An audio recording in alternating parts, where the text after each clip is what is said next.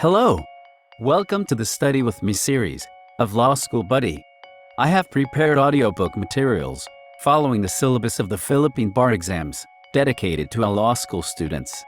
I hope that this audiobook can help with your study and review. Let's begin. This episode will cover Rules of Court and Criminal Procedure Rule 123 to 125. Rule 123. Procedure in the Municipal Trial Courts. Section 1. Uniform Procedure. The procedure to be observed in the Metropolitan Trial Courts, Municipal Trial Courts and Municipal Circuit Trial Courts shall be the same as in the Regional Trial Courts, except where a particular provision applies only to either of said courts, and in criminal cases governed by the revised Rule on Summary Procedure. Rule 124. Procedure in the Court of Appeals. Section 1. Title of the case.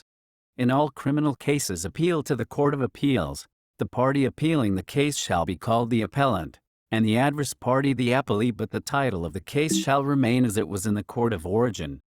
Section 2. Appointment of counsel de oficio for the accused. If it appears from the record of the case as transmitted that a. The accused is confined in prison, b. Is without counsel de parte on appeal, or c. Has signed the notice of appeal himself, the clerk of court of the Court of Appeals shall designate a counsel de oficio. An appellant who is not confined in prison may, upon request, be assigned a counsel de oficio within 10 days from receipt of the notice to file brief, and he establishes his right thereto. Section 3.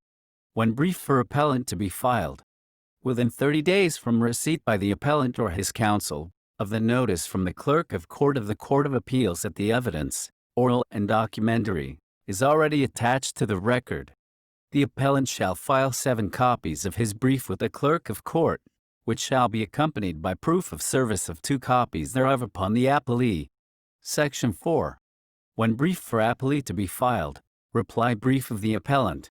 Within 30 days from the receipt of the brief of the appellant, the appellee shall file 7 copies of the brief of the appellee with the clerk of court, which shall be accompanied by proof of service of 2 copies thereof upon the appellant.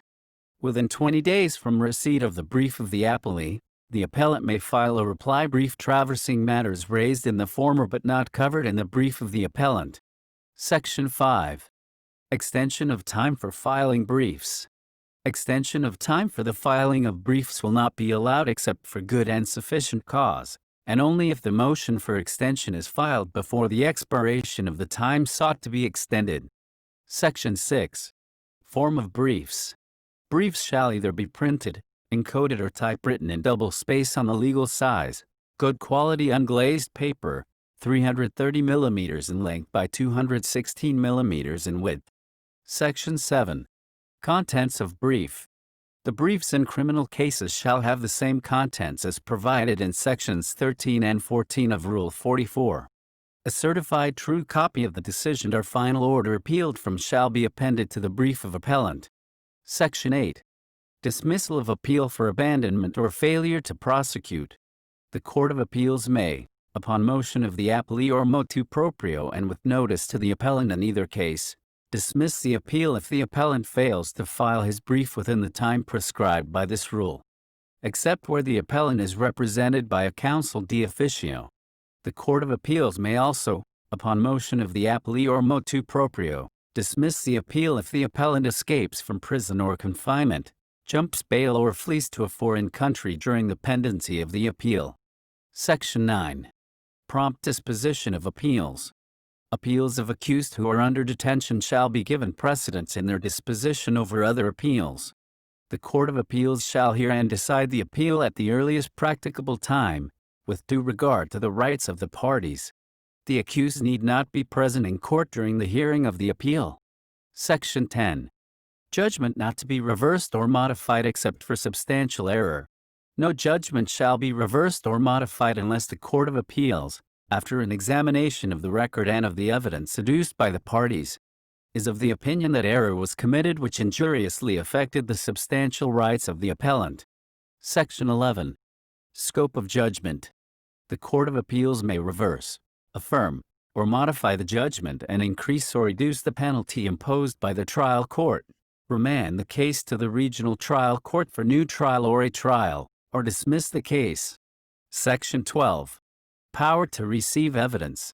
The Court of Appeals shall have the power to try cases and conduct hearings, receive evidence and perform any and all acts necessary to resolve factual issues raised in cases.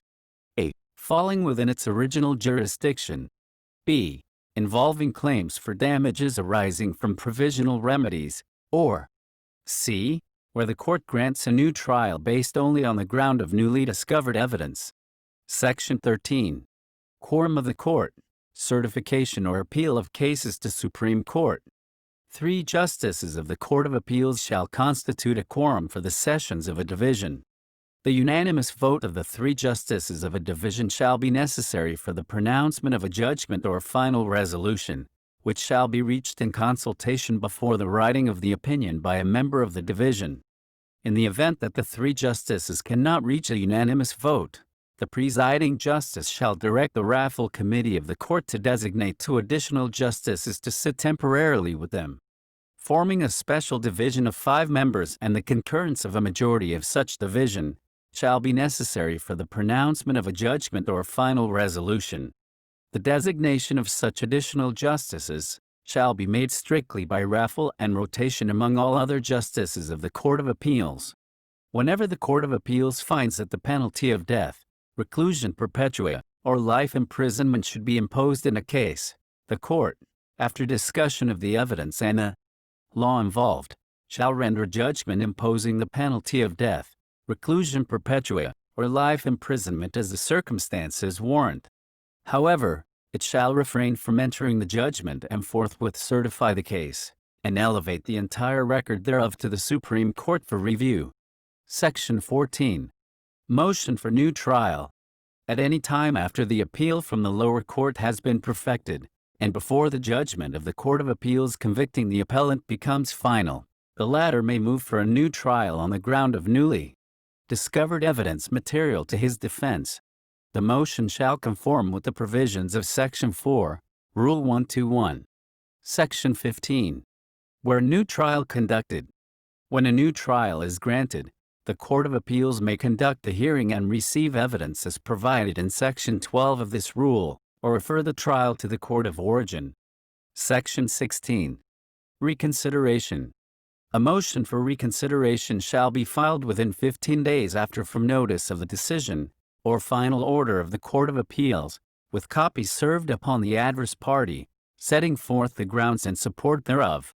The minimus shall be stayed during the pendency of the motion for reconsideration.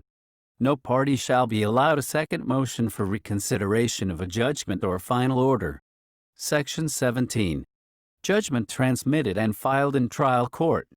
When the entry of judgment of the Court of Appeals is issued, a certified true copy of the judgment shall be attached to the original record, which shall be remanded to the clerk of the court from which the appeal was taken. Section 18. Application of certain rules in civil to criminal cases. The provisions of Rules 42, 44 to 46 and 48 to 56 relating to procedure in the Court of Appeals and in the Supreme Court in original and appealed civil cases shall be applied to criminal cases insofar as they are applicable and not inconsistent with the provisions of this rule. Rule 125. Procedure in the Supreme Court. Section 1. Uniform procedure. Unless otherwise provided by the Constitution or by law, the procedure in the Supreme Court in original and in appealed cases shall be the same as in the Court of Appeals. Section 2. Review of decisions of the Court of Appeals. The procedure for the review by the Supreme Court of decisions in criminal cases rendered by the Court of Appeals shall be the same as in civil cases. Section 3. Decision if opinion is equally divided. When the Supreme Court en banc is equally divided in opinion, or the necessary majority cannot be had on whether to acquit the appellant, the case shall again be deliberated upon, and if no decision is reached after redeliberation, the judgment of conviction of the lower court shall be reversed and the accused acquitted. And that is the end. If this audiobook has helped you, please comment down below and like and share our video to someone who might need it. Thank you so much for making us your law school buddy.